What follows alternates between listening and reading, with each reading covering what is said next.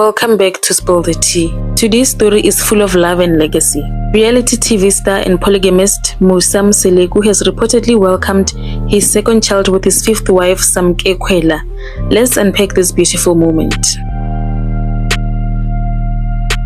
Samke Khwela shared the joyful news on Instagram, posting a photo of herself cuddling the newborn with the caption, "Another one, thank you."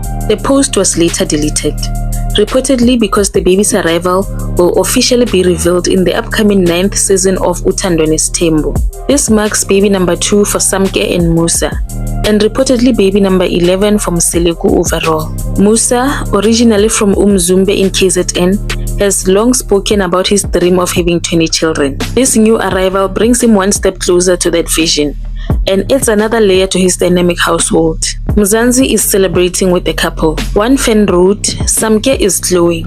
Congratulations to the Mseleku family." Another said, "We can't wait to meet the baby on Uthando Nesithembu." Musa and Samke's journey reminds us that love takes many forms and every child is a blessing. What do you think of Musa and Samke's growing family? Drop your thoughts in the comments. And don't forget to like, comment and subscribe for more tea, because family is always trending.